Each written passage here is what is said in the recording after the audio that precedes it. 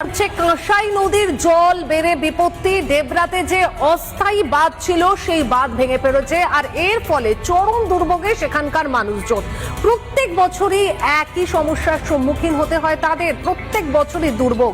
এবার তারা নিষ্কৃতি চাইছেন, স্থায়ী সেতুর দাবি এলাকাবাসীদের। কয়েকদিনে টানা বৃষ্টি, আর সেই বৃষ্টির জেরে কাঁসাই নদীতে জলস্তর বৃদ্ধি পাওয়ার ফলে ডেবরার টাবাগেড়িয়া এলাকায় যে অস্থায়ী বাঁধ ছিল সেই বাঁধটি ভেঙে গিয়েছে। তার ফলে এক প্রকার চরম দুর্ভোগের মধ্যে পড়ছে নদীর এই পার এবং নদীর ওই পারের মানুষজন। যদিও প্রশাসনের তরফে একটি নৌকা ব্যবস্থা করা হয়েছে, কিন্তু সেই নৌকার জন্য ধারে কিন্তু মানুষকে প্রায় ঘন্টার পর ঘন্টা দাঁড়িয়ে থাকতে হচ্ছে বলে এমনটাই কিন্তু অভিযোগ করছেন এলাকার মানুষ। আমরা তো প্রায় প্রত্যেক দিনই এটা দিয়ে যাতায়াত করি, সবদিনই এরকম ভোগান্তি। এবারে যায় যে আরম্ভ হয়েছে, এবারে চলবে এখন মাস 5-6। এলাকার মানুষের দাবি যে এখানে একটি অস্থায়ী বাঁধ নয়, একটি স্থায়ী সেতু নির্মাণের জন্য।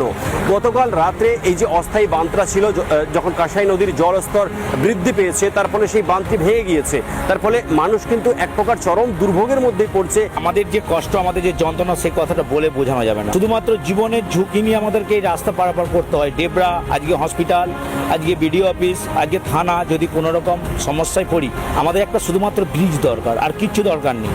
এই ব্রিজটা হলেই আমাদের সমস্যার সমাধান হবে। কবে হবে সেই ব্রিজ, সেই দিকেই তাকিয়ে রয়েছে ডেবরার টাবাগেড়িয়া এলাকার মানুষ। ডেবরা থেকে শশাঙ্ক, রিপাবলিক বাংলা।